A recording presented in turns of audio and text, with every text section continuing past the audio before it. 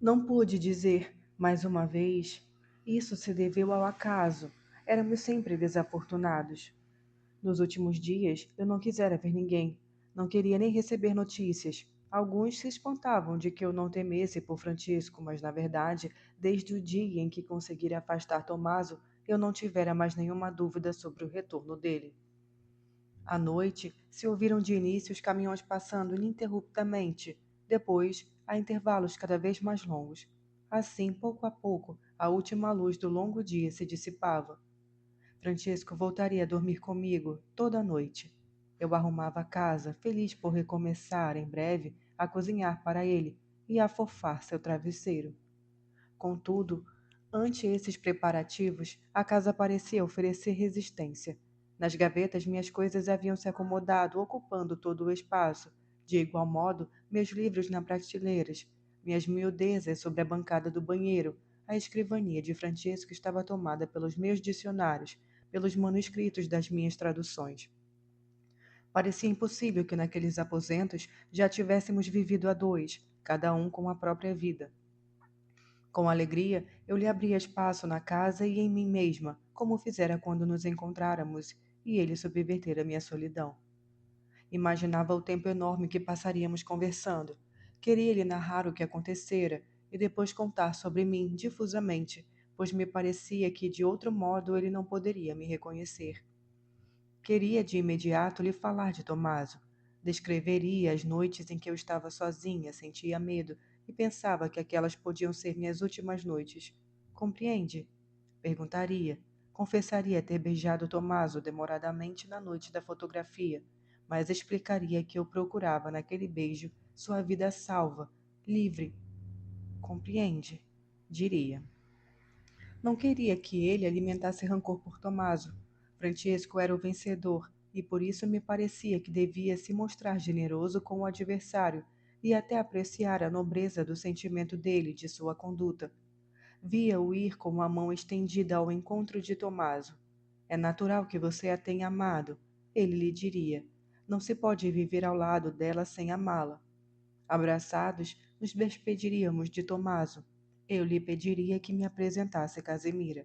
E escutando os passos de Tomaso se afastarem pela escada, ficaríamos sozinhos na casa que era nossa, por fim, com lugar para nós dois, com nossas roupas misturadas, nossos livros, o grande leito onde poderíamos nos deitar juntos sem culpa.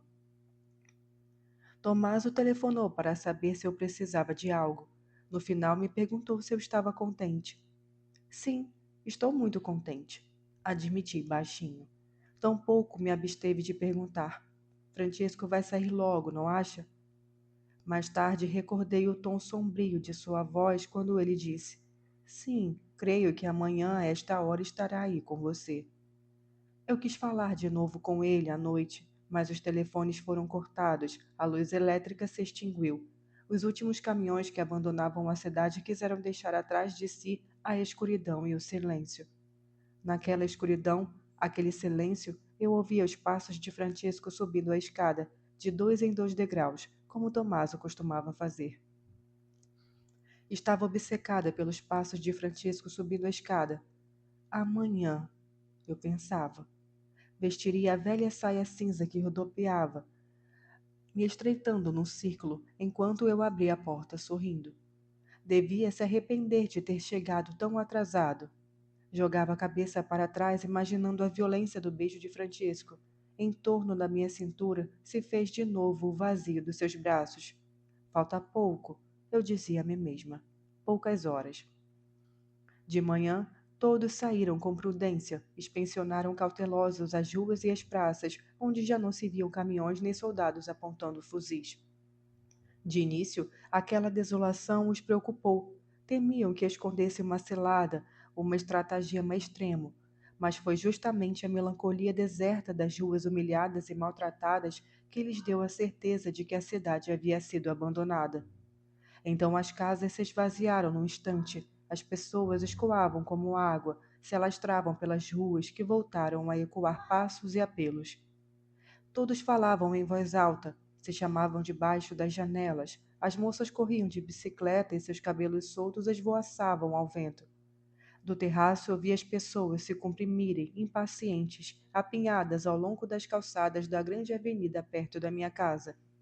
Esperavam a chegada daqueles que haviam batido durante anos, com tenacidade, no muro de nossa prisão, enquanto nós, do outro lado, o raspávamos com as unhas, lentamente, o muro que nos dividia, de desgarrada, se adelgaçando e, por fim, hoje conseguiríamos nos encontrar.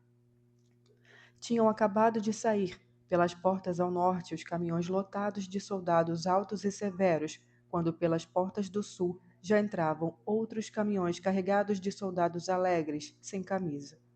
Ao silêncio sinistro do longo dia inclemente se seguiam horas agora e agora gritos frenéticos e aplausos.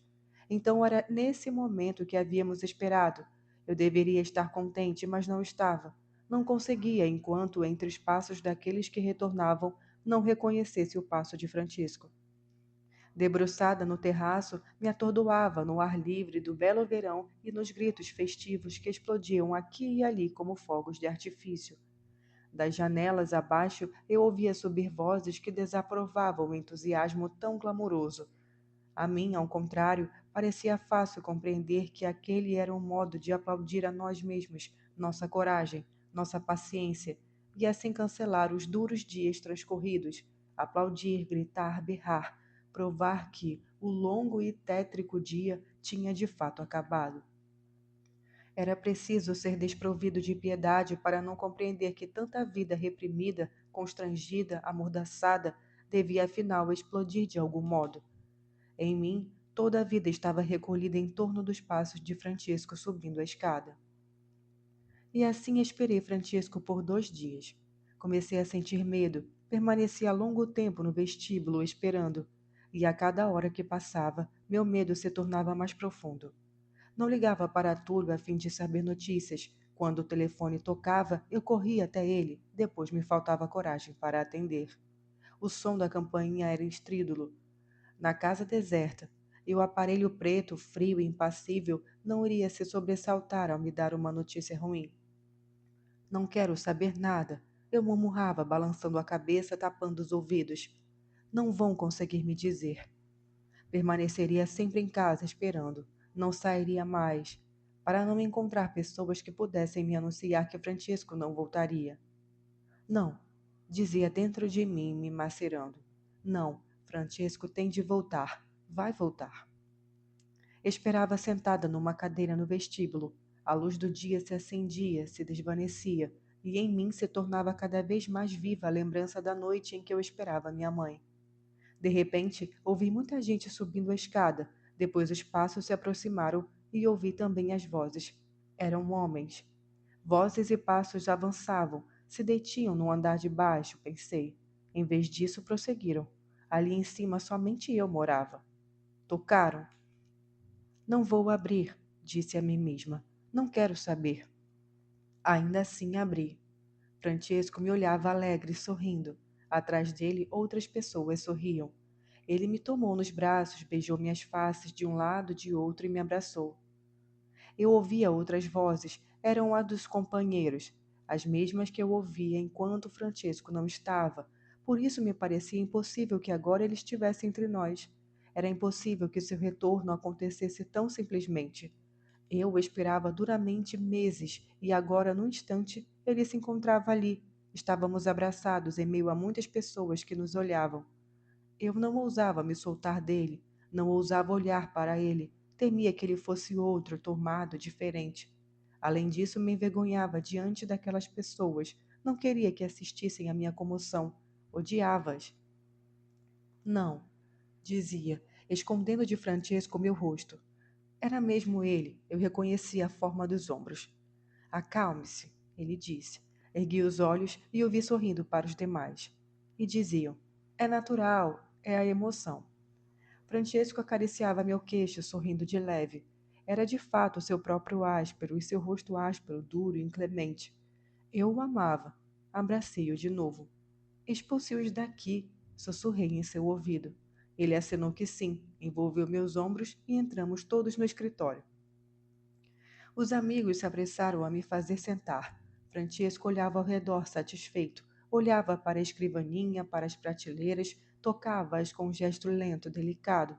Eu esperava que aquela gente fosse embora para que Francesco olhasse para mim como olhava para a escrivaninha, me tocasse como tocava os livros. Depois se sentou na poltrona e todos se sentaram em círculo, um pouco afastados dele, narrando atabalhadamente os últimos acontecimentos. Era um momento daqueles em que se deve oferecer um vermute. Está contente por estar de volta, hein?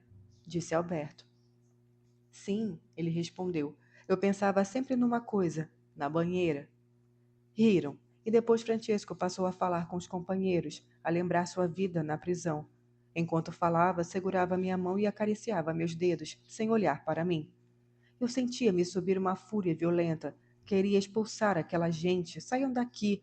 Queriam estar de novo sozinha à espera de Francesco. Não desejava me demorar naquele regozijo familiar estúpido.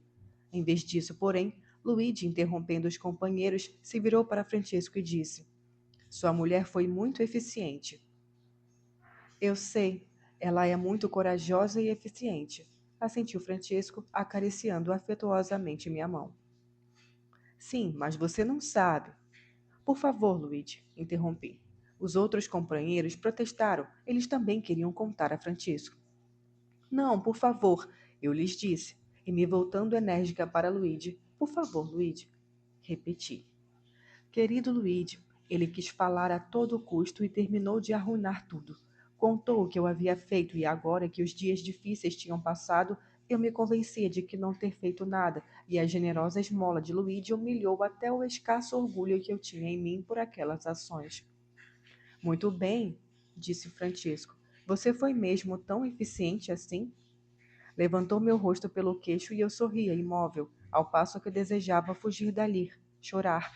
Não podia mais fazê-lo entender que aquele havia sido, sobretudo, um meio de reconhecer o lado dele que me fazia sofrer, que me era naturalmente estranho ou inimigo, e incluí-lo em nosso amor. Nem poderia mais lhe contar que, quanto sentia medo, invocava o nome Francisco, tal como os outros invocavam a Deus. Alberto falou também das bombas e das verduras. Então Francesco me encarou por um longo momento e depois disse: Muito bem. E eu sentia vergonha. Já não tinha mais nada para contar. Eles recomeçaram a conversar e eu fiquei constrangida, ruborizada. Aonde você vai? Perguntou Francesco ao ver que eu me levantava. À cozinha. Quero esquentar a água para preparar um banho. Não havia gás. Acendi o fogo e derramei a água em um garrafão em vasilhas, com dificuldade.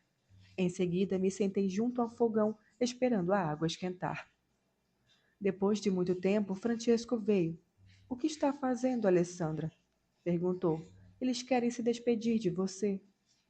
Cumprimentei os amigos que se despediram de mim um por um à porta de casa, como após um casamento ou um batizado. Finalmente fechei a porta e me apoiei nela com todo o corpo. Francesco estava radiante diante de mim, e eu olhava para ele com meu olhar, corria ao seu encontro como na primeira vez na Galeria Borghese. Agora ele entrava de fato em casa. Iria me apertar nos braços, me beijar. Eu sentia que meus lábios se tornavam mais dóceis, moles. Aproximou-se depois e disse-me, fitando com ternura: Você devia descansar, querida.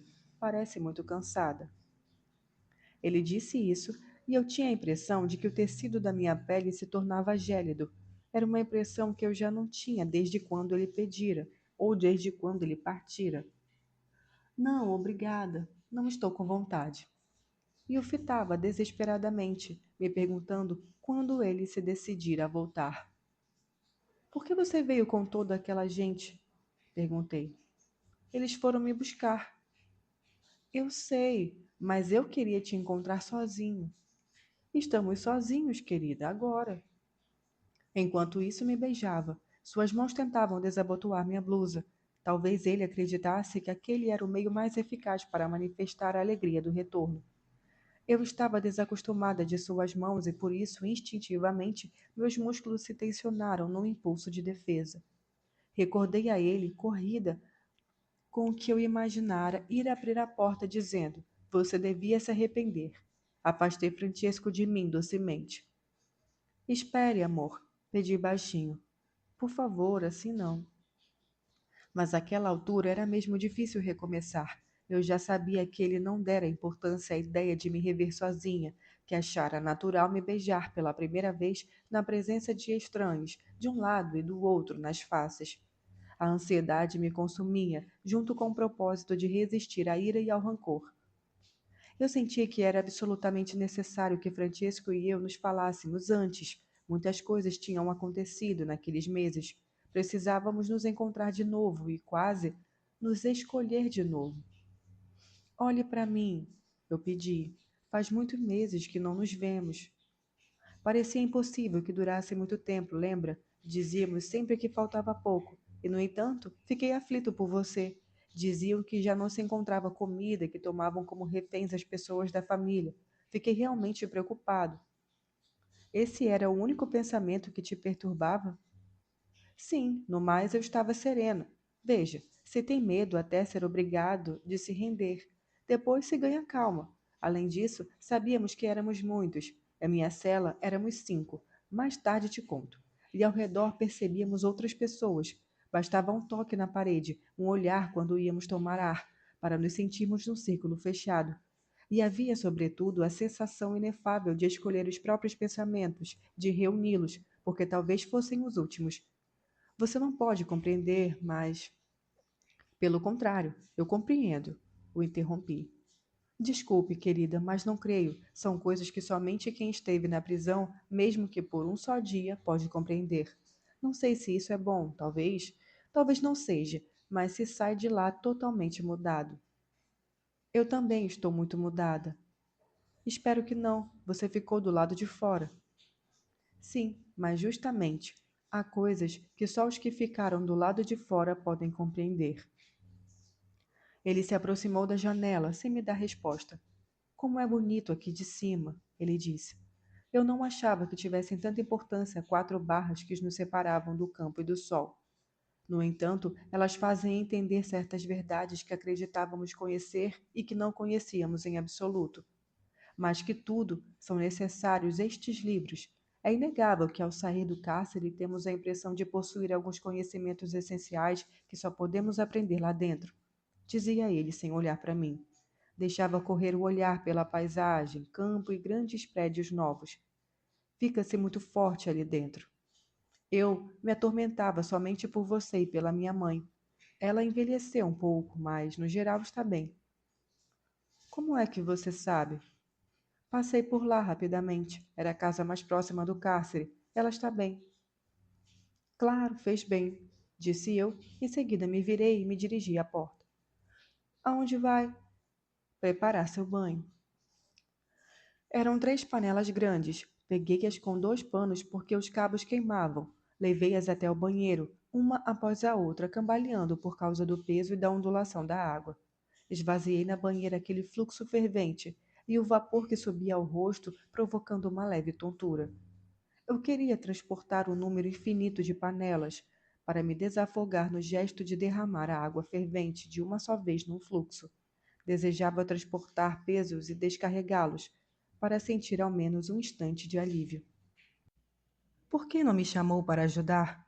Disse Francesco, pressurosamente, e depois exclamou: Ah, o banho. Seu feliz estupor me comoveu. Sim, o banho, eu queria dizer, e a casa, e o sol livre do outro lado das janelas. E eu, Francesco, amor, eu. Imaginei que ele quisesse reconduzir seu olhar para mim, aos poucos, através de tudo o que acompanhara até o momento da separação. A casa, os livros, o panorama que víamos da janela. Mas enquanto isso, ele fechara a porta e eu ficara sozinha. No vestíbulo, encontrei sua mala. Talvez a partir dali ele viesse ao meu encontro, pensava eu, me agarrando a uma pálida esperança. Dentro havia apenas roupa suja, um pente e um caderno. Folheei o caderno ao acaso. Era um diário. De repente, iluminada, compreendi que a partir daquelas páginas, Francesco me falaria, afinal. Procurei atentamente o meu nome sentada no chão, ao lado da mala aberta. Não constava. Eu lia, ávida, seguindo as linhas com o dedo. Era um diário belíssimo, uma longa carta de revolucionário às vésperas da execução. Como eu o amava, descobrindo-o tão superior aos outros homens. Mais uma vez me enamorava dele, me sentia ligada, atada. Desfraldávamos juntos algo como uma grande bandeira. No entanto, naquelas páginas, ele nunca falava de mim nem de um sentimento amoroso. A certa altura dizia, aludindo à eventualidade de um seu fim próximo. Espero que minha mãe e minha mulher compreendam. Francesco se deitara cedo.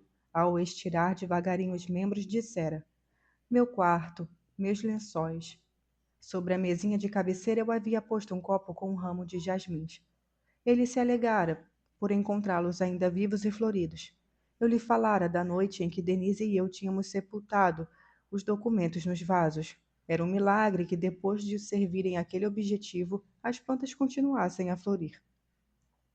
Enquanto isso, eu olhava para ele com ternura, e olhando-o para mim era fácil imaginar os dias pesados que ele passara. Aqueles acontecimentos, e justamente por causa da total dedicação que havia erguido e requerido de nós, tinham servido para revelar a trama do nosso caráter e para mudar nosso modo de viver e de julgar. Ambos nos tornáramos muito mais generosos e, em todos os sentidos, melhores. Assim, nossa vida em comum, enriquecida por experiências das quais saíamos vitoriosos, parecia começar pela primeira vez. Comovida pela delicadeza e beleza do momento que estávamos atravessando, me deitei ao seu lado e docemente fechei os olhos. Li seu diário, disse eu. Me desculpe, fui indiscreta. Depois acrescentei com uma intenção calorosa na voz. Queria te dizer que sua mulher compreenderia. Ele permaneceu calado e eu continuei. É muito difícil compreender tudo o que se interpõe entre o amor e nós. Contudo, quando se está muito apaixonado, acaba-se sempre por compreender. Eu comecei a te compreender na noite em que saímos da casa da sua mãe, lembra? E estávamos absolutamente sozinhos. Depois, em suma, aos poucos vou te contar tudo. Chegamos à mesa e à mesma conclusão através de caminhos muito diferentes, mas o que ambos pretendíamos salvar era a incolumidade do sentimento que nos impelira um para o outro. Você não sabe quanta coragem me foi necessária. Eu sei, querida. Luigi me disse. Não, Luigi não te disse nada. Além do mais, agora temos tempos para falar sobre isso. Eu também gostaria que meu marido compreendesse. Foi por isso que comecei a trabalhar. Me parecia um modo de falar com você, de ir ao seu encontro. E eu te escrevi sobre isso. Pois é, Francesco me interrompeu. Por isso me prenderam. Naturalmente a culpa não foi sua. Que culpa? Perguntei eu, espantada. Eu tinha vindo aqui em casa porque não queria que você trabalhasse conosco. Sabia que as cartas não a convenceriam. Você tinha vindo por isso? Sim, pretendia ficar poucos minutos, o tempo necessário para te convencer. Não imaginava que o portão estivesse sendo vigiado. Ah, entendi. Beijou-me como para me perdoar. Disse que não era o caso de pensar mais naquilo. Agora tudo devia recomeçar. Mas eu não podia recomeçar assim. Não bastava retornar nosso convívio esgarçado. Sentia que Francesco se aproximava de mim como quando me perguntava que livro eu estava lendo. Não pensemos em mais nada, Sandra, dizia ele. Eu não podia permitir que se aproximasse de mim só porque era meu marido ou porque estivera na prisão. Se eu não dera tal permissão a Tomaso, que compreendia tudo o que me amava. Pensava isso e, ao mesmo tempo, a acolhia nos braços. Sussurrava amorosamente no seu ouvido. Francesco. E no dia seguinte, não esqueci. Havia conseguido pegar no sono ao amanhecer, confiando no consolo natural que o nascimento de um novo dia deveria trazer consigo. Mas ao despertar, reencontrara intactos rancor e nostalgia. Era cedo, e o tic-tac do despertador, com seu ritmo inumano, inexorável, encobria os guinchos das andorinhas que circundavam de voos a nossa casa. Fazia tempo que eu estava habituada a dormir sozinha. Por isso me sobressaltei ao perceber uma incômoda forma estranha que jazia ao meu lado sob o lençol branco. Francesco dormia de costas. O peso do sono, a estabilidade sisuda de seu rosto, não concediam nem mesmo uma fresta para penetrar nele. Perguntei-me por que aquele homem achava natural dormir na minha cama, sem ter me dado nenhuma justificativa. Aquele homem que mostrava somente a satisfação obtusa de dormir na minha cama, não podia ser Francesco. Ele, voltando depois de uma longa ausência, desejaria retornar seu lugar em virtude do amor, e não do direito. Continuei a olhar para ele, sem ousar me mexer. No quarto, suas roupas haviam perturbado a harmonia pela qual eu me deixara aplacar. Eram roupas escuras e as pernas da calça, compridas, rígidas, pendiam desalinhadamente no espaldar da cadeira. Eu não conseguia encontrar nele nenhum sinal que pertencesse ao nosso passado feliz. Soerguei-me dos cotovelos para observar melhor seu rosto. Segui os confortos e os contornos das faces, a testa, o desenho das sobrancelhas, os lábios. Mas era ele ali.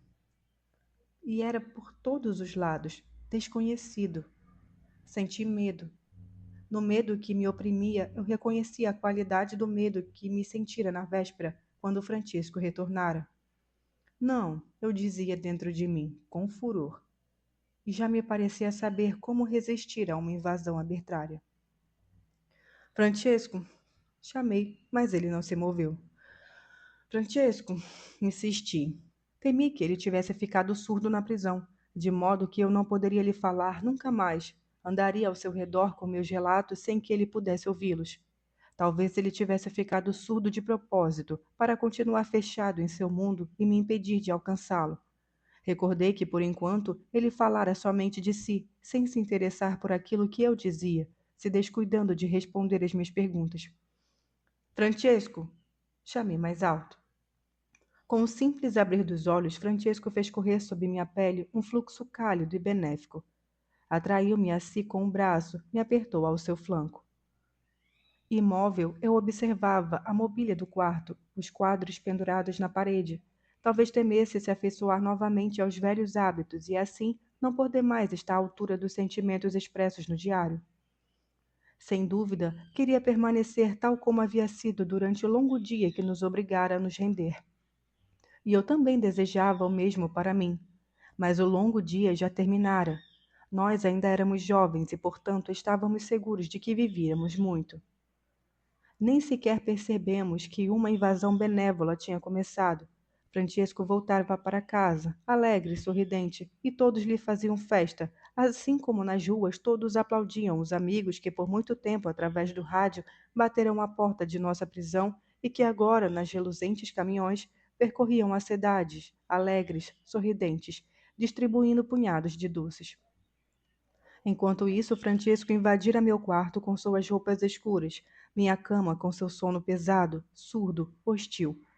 Nos muros da cidade estavam afixados decretos que cominavam a pena de morte, e os palácios, as belas vilas.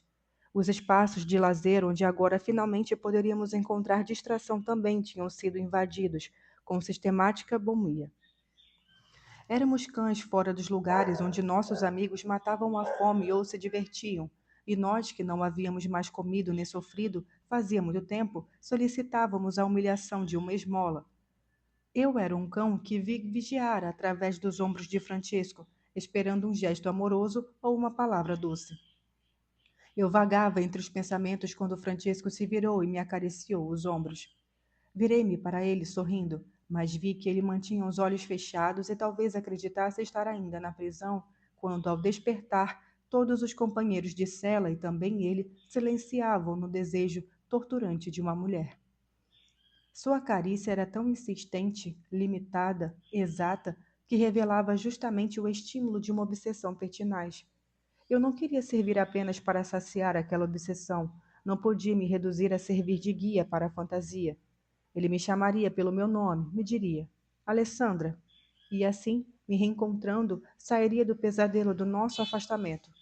Mas ele continuava em silêncio e sua mão invadia todo o zeloso território da minha pessoa. Não, eu murmurava. Não, Francisco, dizia ofegante. Mas ele não ouvia minha voz. Não nos conhecíamos mais, não recordávamos mais nada daquilo que um dia um tinha amado no outro. Ele conhecia meu temperamento romântico, então como podia ter esquecido tudo aquilo e recordar apenas os artigos do códice que o padre lera para nós? Parecia-me que existia até mesmo um códice íntimo que convinha respeitar e ao qual ambos, até então, quiséramos ser fiéis. Se tivéssemos vivido no tempo da escravidão, Ele reivindicaria os direitos humanos, lutaria, morreria para impedir que um homem fosse senhor de outro homem. Porque ninguém tem o direito de propriedade sobre o corpo de uma pessoa. Não se podia comprar o corpo de um escravo, mas em contraposição, se podia desfrutar da propriedade do corpo de uma mulher. Este era adquirido junto com a obrigação de mantê-la exatamente como os escravos, e se algum dia eu decidisse abandonar meu marido, a lei lhe reconheceria igualmente o direito de continuar senhor do meu corpo. Durante anos e anos, durante toda a minha vida, Francesco podia me impedir de dispor do meu corpo, ainda que tivesse sido mau ou infiel, ou morasse havia décadas a centenas de quilômetros de mim, porque há mais liberdade para um escravo do que para uma mulher. E se eu usasse da liberdade do meu corpo, não sofreria somente chibatadas como os escravos, mas até o cárcere e a desonra. Eu podia dispor do meu corpo de um único modo, lançando-o ao rio. De manhã cedo, Túlio voltou a procurar Francesco. O que deseja? Perguntei assim que abri a porta. Ele entrou um sorriso discreto, como se quisesse me recordar que, em vez disso, eu deveria ter dito como ele disse: Bom dia. Queria falar com Francesco. Objetei que ele estava no banho. Não importa, eu espero. Eu reconhecia sua firmeza irrevogável e, no entanto, mais uma vez, olhei para ele medindo. Era magro, louro, não muito alto. Sua decisão se expressava inteira na força das mãos. Se lutasse contra alguém fielmente, poderia aniquilá-lo. Fui avisar Francisco. Encontrei-o fazendo a barba, de torso nu, diante da pia. A espuma branca e fofa lhe conferia uma expressão brincalhona. Amor, disse eu, e ele se virou sorrindo. Fazia meses que eu não via um homem vivendo na minha casa, com sua presença, seus hábitos, que podiam até ser representados por um pincel de barba. Ao aspirar o odor áspero do sabão misturado com o cheiro forte do tabaco que pairava no exíguo espaço do banheiro, eu tinha a impressão de que meus poros respiravam, os pulmões se abriam, e me rebelei contra a lembrança do tempo em que eu estivera sozinha. Aproximei-me de Francesco e perguntei baixinho: Você não vai sair com Túlio, vai? Estava livre do pesadelo que me oprimia durante a noite. Aliás, reconhecendo Francesco, eu me comprazia de que ele fosse meu marido. De repente, talvez por desprezo pela mulher sozinha que eu havia sido até então, senti um contentamento atrevido, uma alegria irrefreável. Francesco se virou e olhou espantado para mim com a lâmina no ar. Você me leva à Vila Borghese? Perguntei sorrindo, brejeiramente, e me aproximando de sua face saboada. Desculpei-me com Túlio por tê-lo deixado sozinho no escritório. Francesco já vem, está pronto. Túlio se pusera de pé ao me ver entrar, e como eu ia me dirigindo para ele, quase demos um encontrão. Desculpe, disse eu, corando, enquanto ele trazia. Também, desculpe. Vimo-nos um diante do outro, como havia sido no dia em que ele viera buscar a mala de Francisco. Ele disse: Queria me despedir da senhora, Alessandra. Túlio raramente chamava alguém pelo nome, só fazia isso nos momentos que considerava importantes. Caso contrário, parecia fugir da informalidade como do perigo de se enternecer ou de ceder. Por quê? Perguntei baixinho, desconfiada. Porque nestes dias todos acreditávamos que ao menos a nossa luta havia terminado. Eu também havia pensado isso. Por um momento senti apenas a tentação de me descontrair, de repousar. Depois compreendi que não podia evitar ir ao encontro dos que ainda precisam se libertar. O senhor pensa de fato que se libertar é tão importante assim? Não, talvez não, respondeu ele após uma pausa. Sobretudo porque nunca nos libertamos e uma invasão se segue outra invasão. Mas é importante sentir a necessidade de se libertar e lutar por isso. Compreendo. Tenho a impressão de que nunca acabaremos de lutar, até porque sempre existirão territórios invadidos e gente que deseja se libertar. Francesco entrou e nós nos calamos. Túlio partiria naquela mesma noite e por isso devia combinar ações com os companheiros. Ainda tive a esperança de que Francesco dissesse: Desculpe, Túlio, mas não posso. A coisa mais importante hoje é ficar com Alessandra. Em vez disso, ele falou: Vamos então. Lançou um olhar rápido para a janela, com visível satisfação por ir desfrutar do ar livre daqui a pouco. Acredite, eu lhe dissera um momento antes no banheiro. Nada é mais importante do que irmos juntos, hoje, nós dois, à Vila Borghese. Seja razoável, ele respondera, porque justamente hoje eu tentara fazê-lo compreender que um fio sutil ainda nos ligava à possibilidade de chegar a tempo e que logo esse fio se romperia. Então ele, sorrindo, me consolou com sua mania de me tratar como se fosse depois do casamento e eu tivesse voltado a ser criança. Tive que sempre e desde sempre disse que teríamos tempo para nós. Disse também que, sem dúvida, aqueles eram dias difíceis, mas não demorariam a passar. O essencial, dizia em tom de benévola admoestação, é o fato de eu ter voltado para casa. Havia dito a mesma coisa na noite anterior. Compreendi que dali em diante ele frequentemente me lançaria na cara o seu retorno. Parecia que, continuando vivo, ele fizera um sacrifício pelo qual eu deveria lhe dar graças para sempre. Disse que naqueles primeiros dias teria muito que fazer. Tinha tentado me convencer, usando palavras e argumentos que ecoavam a carta do revolucionário, mais adaptada para o uso das escolas. Eu o fitara, sem vislumbrar uma mínima fresta através da qual meu amor pudesse abrir caminho em direção a ele. E enquanto ele falava, eu sentia um furor violento me dominar, me invadir. Vá embora! Gritava-lhe com o olhar.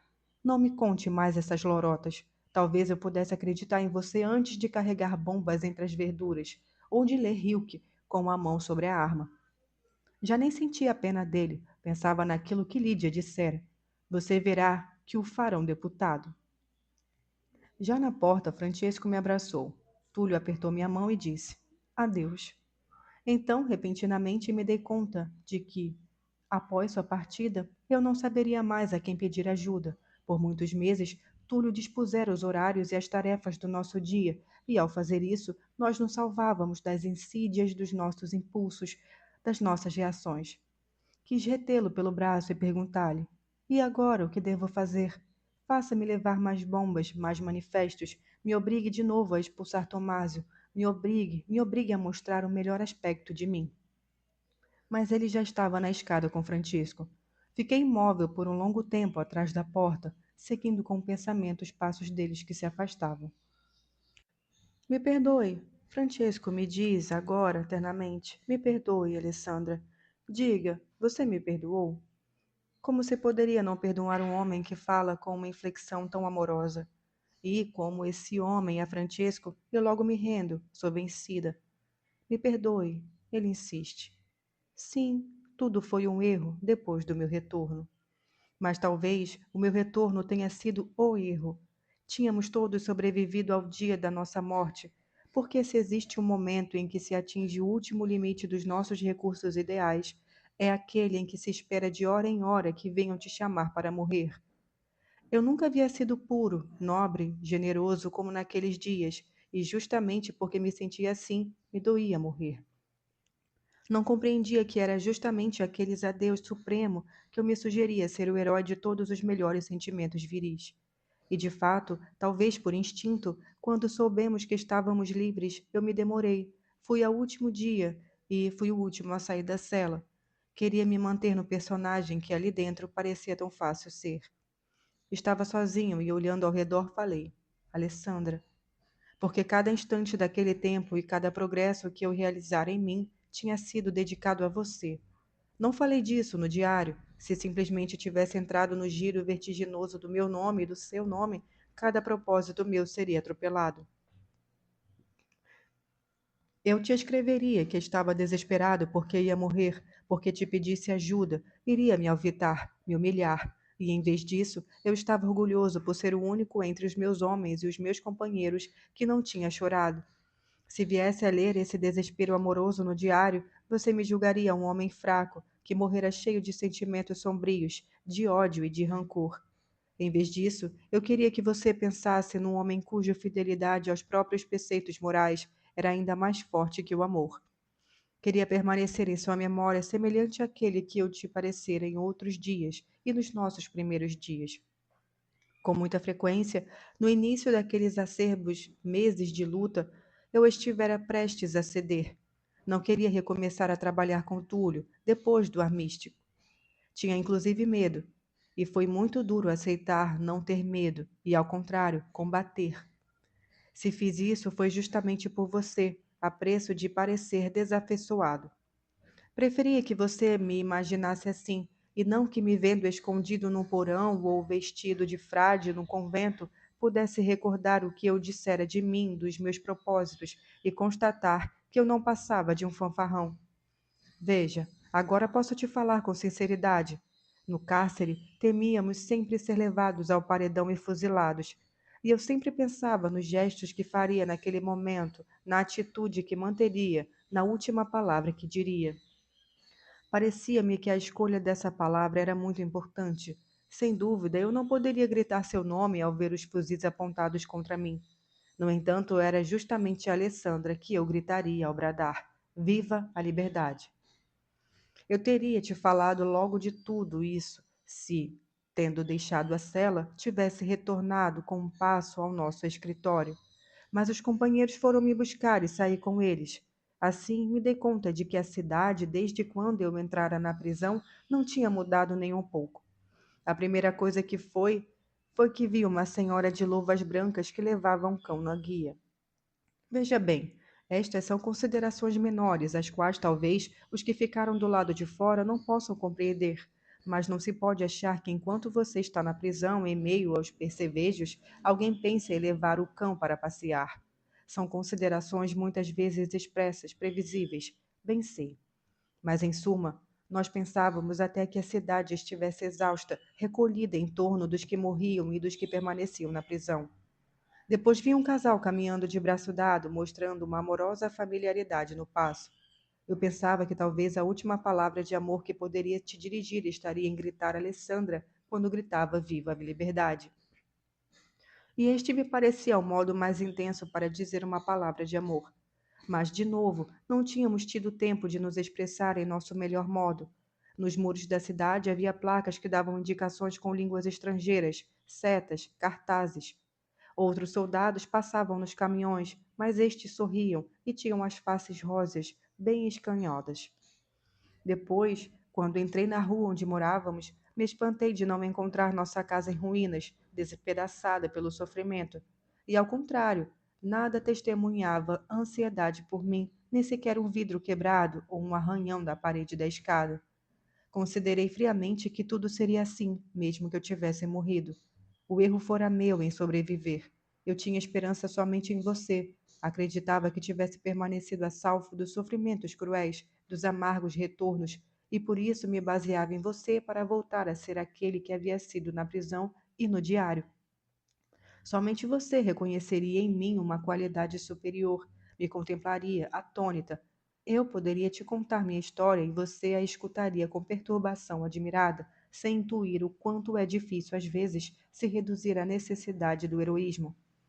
Somente você poderia me salvar, e eu me convencia disso ao vê-la sempre igual, tão bela, ainda que circundada por coisas supérfluas, à magra vida de um homem.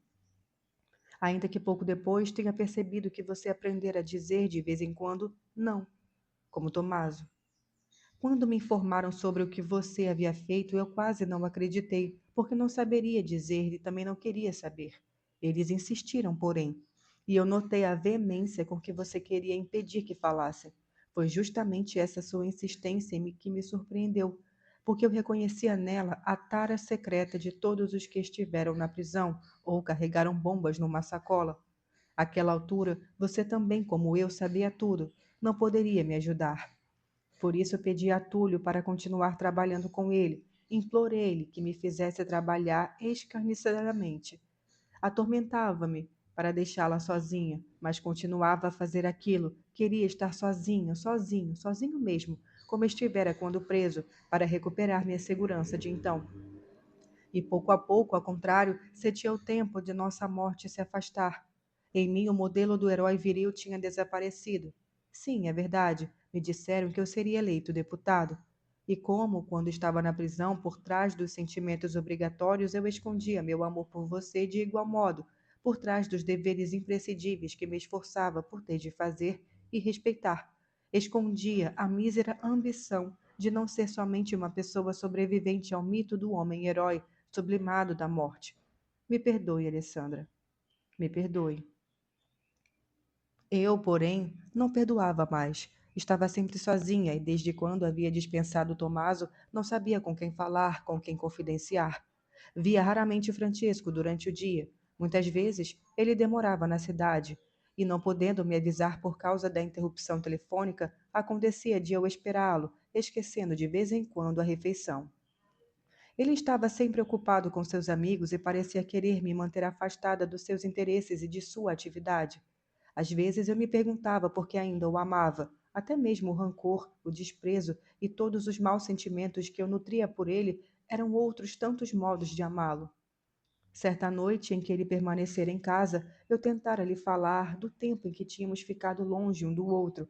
Percebia que ele sempre evitara falar nisso. Esperava ao menos que se interessasse pelo trabalho que eu desenvolvera com Túlio e ao qual ele dava continuidade. Francesco me concedia uma atenção afetuosa e distraída. Reduzi-me até mesmo a falar de um vestido novo que gostaria de comprar. Mas minhas palavras já não suscitavam ecos nele, e se à noite um muro nos separava, durante o dia um livro se plantava entre nós. Os companheiros vinham nos ver com frequência à noite para falar de Túlio e do trabalho que ele estava desenvolvendo no norte. Depressa, longo dia se afastava da cidade e ainda se dissipava, assumia inclusive aos olhos de quem o vivera o valor de uma lenda heróica. No entanto, foram nossos tempos mais belos, ao qual devíamos nos remeter para justificar alguns aspectos de nós, tal como nos remetimos à infância. De fato, com frequência, ao conversar, dizíamos: Lembra como acontecia entre mim e Fúvia? Talvez com os companheiros àquela altura não encontrávamos mais nada para dizer. A amizade que fingíamos era fictícia. Na realidade, eles tinham voltado a ser os amigos de Francisco. De fato, quando traziam consigo um novo amigo ou companheiro, o apresentavam a mim dizendo brevemente: A senhora Minelli. E logo, arrastando pelo braço enquanto este preferia se demorar em alguma frase de convivência, o apresentavam a Francesco num tom de voz totalmente diverso. Em seguida, ilustravam as mais famosas aventuras do meu marido. Alegrava-me que não mencionassem as modestas missões que eu cumpria, porque, para mim, elas possuíam um valor absolutamente pessoal e me aborrecia que outros se aproveitassem disso como bem entendesse.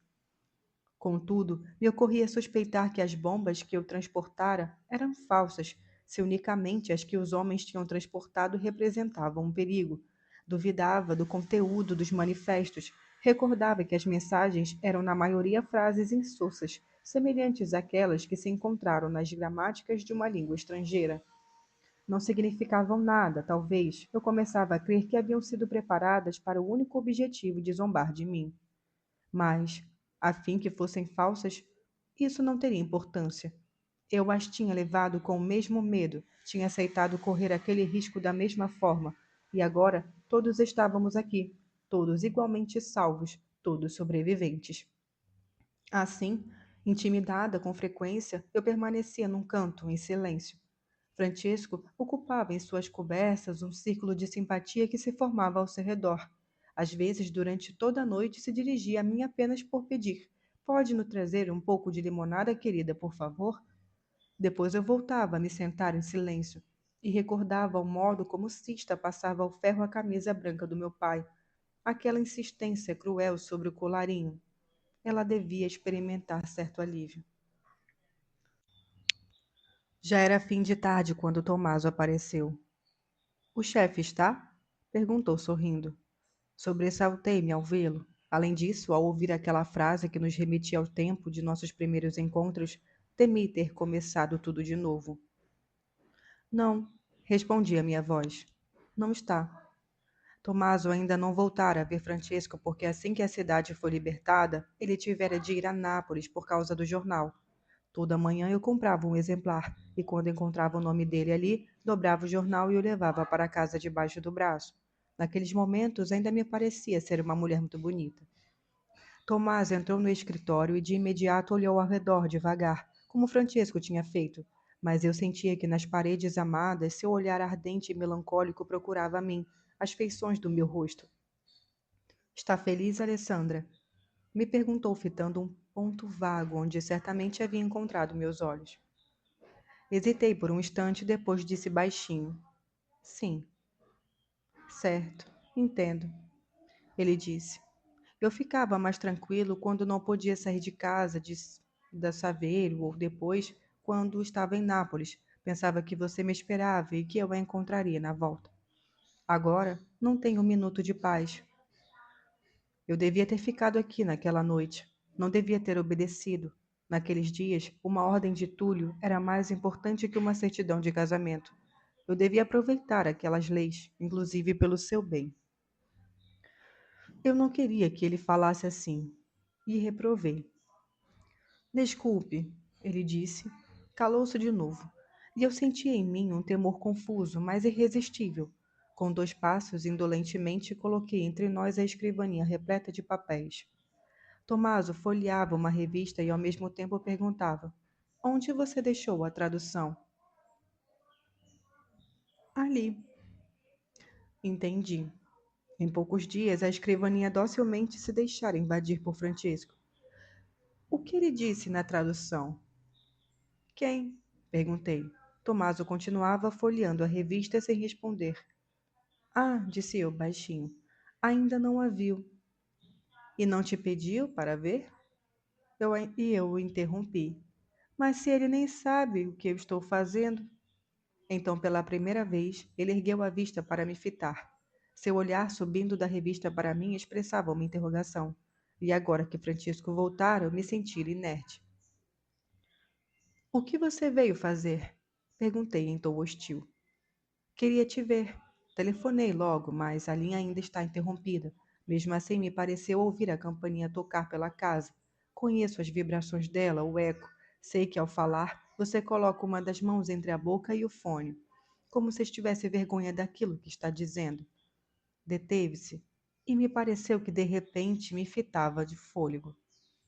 Mas Tomaso tinha medo de me ferir, por isso recomeçou a folhear a revista e disse, mudando de tom: Vim cumprimentar o chefe. Dei-me conta de que não tinha mais falado havia muito tempo. Depois Francisco voltou e ele e Tomaso se abraçaram. Estive prestes a impedir tal abraço. Temia que naquele gesto Francisco tomasse conhecimento de tudo. Talvez retirasse uma das mãos do chofre e o olhasse perplexo, falando: O que foi? Gritei dentro de mim para avisá-lo. Não! Eu dizia: Não, me ajude, não o abrace, insulte-o, mande-o embora. Mas Francesco não ouvia o aposento ressoar meus gritos suplicantes. Estava surdo, e aquela foi a única vez em que o olhei desfrutando do engano, como fazia com meu pai quando ia telefonar para Vila Pierce. Vim cumprimentar o chefe, disse Tomaso. Finalmente! Exclamou Francesco com jovial reprovação. Você está sempre gracejando. E dando-lhe um tapinha nas costas, acrescentou: De fato, estou contente por te ver. Durante toda a noite que se seguiu, meus pensamentos ficaram transtornados. Não, me debatia. Não quero que Francisco me reduza a isto. Quando Tomaso estava de saída, eu lhe dissera: Volte logo. Tomaso respondera: Obrigado. Talvez amanhã. E enquanto isso me fitava como para pedir confirmação de um encontro. Eu conhecia a tenacidade de Tomaso e sentia que ele a adotaria mesmo contra minha vontade. Ao lavar o rosto, me olhava no espelho. Sim, repetira, para aliviar com quanta firmeza responder essa pergunta. Está feliz? Depois me assegurara de que o telefone ainda estava desligado e dera um suspiro de alívio. No dia seguinte permaneceria o dia inteiro fora de casa, mas não sabia aonde ir. E assim me dei conta de que minha mãe e eu nunca tivéramos amizade. Túlio parecia ser o único que tinha intuído o meu temperamento e também o fervor apaixonado que havia nele. Mas àquela altura era impossível me comunicar com Túlio. Ele ultrapassara o fronte e Francisco se lamentava de não tê-lo seguido. Por que você não foi? Eu perguntara. Por sua causa, respondera ele. Então eu não conseguira conter um riso de desdém maldoso. Por mim? E com qual objetivo? Não saímos juntos uma só vez, nunca mais conversamos, nem por um momento? E ele protestara. E ao ouvi-lo repetir que aqueles eram dias particularmente difíceis, eu me erguera de chofre na cama e a expressão do meu rosto o inquietara. Ah, não, Francisco. Não, certo? Agora, nem você, nem eu acreditamos mais nessas coisas. Ele se virara de lado e apagara sua lâmpada. No breve círculo de luz do outro lado da cama, eu jazia junto a um abismo tenebroso. Não conseguia mais dominar meus pensamentos, via o olhar de Tomaso me alcançar através da exígua defesa da escrivania. Não me sentia em segurança, me parecendo que ele havia intuído minha fragilidade. Advertida pelo inclemente tic-tac do despertador, sentia que o transcurso fatal do tempo não permitiria que me demorasse naquele conflito. Tomaso, por certo, viria no dia seguinte. Eu o ouvia subir a escada de 2 em 2 degraus. Era o passo com que eu tinha imaginado que Francesco subiria em direção a mim ao retornar. Não queria confundi-los naquela promiscuidade inaceitável. Não queria que se cumprimentassem com afeto. Preferia os adversários. Em vez disso, eles se tornariam amigos. Era isso que eu temia. Iriam se tornar inseparáveis, manifestar os mesmos gestos, os mesmos gostos, adquirir os mesmos hábitos. Tommaso viria cada vez mais com frequência à nossa casa, todo dia. Se um dia ele não pudesse vir, Francesco sentiria sua falta, talvez ficasse de mau humor. Não, eu dizia a mim mesma, mas meu sangue circulava no ritmo daquele passo. No dia seguinte, Tommaso tocaria a campainha e, após alguns instantes de espera, tocaria de novo. Em seguida, mais demoradamente. Depois, ainda mais demoradamente, sem parar. Tem de abrir, ele diria a si mesmo. Vai abrir. Não é possível que uma pessoa enamorada chame e ninguém responda. No entanto, eu chamava Francesco a noite inteira e ele nunca respondia. Apurei o ouvido, escutei um som de campainha surdo, insistente. Tomaso já viera e estava tocando. O som irrompia contínuo, incansável. Eu tentava em vão me distrair, esmagar a orelha contra o travesseiro para não o escutar. Era uma broca em minha mente. Depressa, Alessandra, dissera Tomaso naquele dia. Estou sendo seguido. O som não parava. Então me levantei e fui até a porta, porque quando alguém está em perigo é preciso sempre responder. Aqui estou, eu dizia, respondendo àquele som. Abri, mas não vi ninguém. A escada estava às escuras, as portas fechadas. O som persistia, implacável. Temi que fosse Francesco quem chamava e logo acorri ao quarto. Ele dormia, com o rosto imóvel, os braços apertados contra o corpo a fim de se defender. Mas se você não conseguisse, me desafiava a vovó. Respondi com atrevimento. Se não conseguir, eu me mato. No dia seguinte, saí, no início da tarde, mesmo não sabendo para onde ir. Não tinha dinheiro e, além do mais, nunca sentira, como muitas outras mulheres, o gosto por comprar, que é também um modo de se fazer valer. Havia pedido a Francisco que saísse comigo, mas ele estava ocupado. Fui me sentar na Vila Borghese e levava comigo um livro, como muitas vezes fazia quando frequentava o liceu. À medida que a luz se atenuava, um medo melancólico me invadia. Eu queria que nossa casa tivesse uma bonita janela perto da qual houvesse árvores e as andorinhas girassem em voo. Nossas janelas, porém, davam para um campo triste, separado de nós por uma fileira de altos e desnorteados prédios brancos. Ao anoitecer, as coisinhas se iluminavam uma após a outra. Quando eu era menina, todas as janelas iluminadas me deixavam curiosas. Eu tinha vontade de conhecer a história de quem morava ali, mas já sabia que nas casas há sempre uma história infeliz, e por isso não queria mais olhar. Voltei para casa bastante tarde e o porteiro me passou um bilhete de Tomaso. Ele me pediu que entregasse isto quando viesse e quando visse a senhora sozinha, e disse baixinho. De imediato pensei em rechaçá-lo, mas me reteve a cumplicidade estabelecida entre nós por causa da fotografia. De resto, ele tinha um ofício delicado, em que sua pessoa sempre sabe muitas coisas, as quais, porém, deve fingir não saber. Eu já compreendera que ele era um bom homem. Não quisera me deixar sozinha na noite em que Francisco fora preso. Com frequência eu considerava, espantada, que muita gente é realmente boa. Na verdade, eu jamais conhecera alguém que por dentro fosse de todo mal. Até o oficial que detivera Francisco devia ser bom. Eu compreendera isso ao ouvi-lo falar com tanto pesar de sua casa e de seus livros. Parecia-me que, com muitas pessoas boas no mundo, seria fácil estarmos sempre felizes.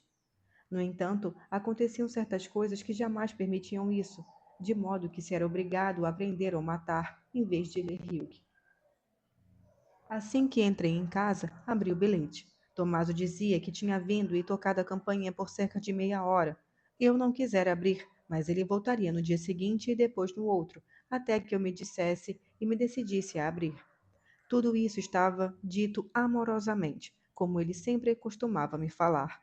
Eu havia caminhado por muito tempo, estava esgotada. e já não tinha mais que pensamentos confusos e elementares ter.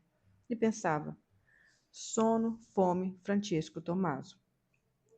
Fui até a cozinha, peguei um pedaço de pão e mergulhei em água como Sista fazia. Reconheci aquele sabor mole e me pareceu voltar ao tempo em que minha mãe era viva e nós a esperávamos na cozinha. Também Sista era boa. Eu a revia enquanto, curvada, ela amarrava os sapatos de minha mãe. Todos éramos bons, no mundo, mas dispostos a prová-lo em momentos diversos, de modo que nunca nos encontrávamos. Se Tomaso tivesse telefone, eu ligaria para ele e diria: não toque a companhia, por favor, não faça isso, não faça isso. Suplicaria, porque no fim eu certamente acabaria atendendo. Depois do jantar, Francesco e eu nos sentamos no escritório. Ele voltara para casa tranquilo e eu tentava me harmonizar com ele, esperando conseguir passar uma noite feliz. Para além das janelas, se estendia a desesperada vastidão do ar estival, e o escritório, ao contrário, era íntimo, acolhedor. Contudo, olhando ao redor, eu reconhecia por toda parte os sinais da solidão vivida por mim entre aquelas paredes. As almofadas das poltronas, não mais infladas e arrogantes, mostravam sua brandura doméstica. Francesco estava sentado na mesma poltrona em que Tommaso se sentava quando ia me ver. Até as visitas de Tommaso, pensei com um calafrio, tinham ajudado a dar vida àquele aposento. Parecia-me, inclusive, que o escritório devia justamente às horas que ali havíamos passado juntos aquele caráter intenso que surpreendia a todos os que estavam ali pela primeira vez. Como é agradável este aposento, Alessandra, diziam. E eu respondia sempre do mesmo modo, que àquela altura já se tornara rotineiro. Percebe-se que eu vivo aqui. A casa é muito pequena e sou obrigada a passar o dia inteiro aqui dentro. Da poltrona em que Francesco estava sentado, eu observava vir ao meu encontro o olhar terno e sorridente de Tomaso. Não sei se você gosta mais de mim ou desta sala. Eu o criticava zombeteiramente e certa vez eu disse: das duas. Respondera ele sem hesitação: esta sala é você. Privada de sua presença, ela não teria mais nenhum encanto. Eu sorria e ele continuava: é o meu mundo. Qualquer um se enamora do seu mundo assim que o conhece. Por isso é impossível se resignar a ter você, e somente uma hora ou um dia.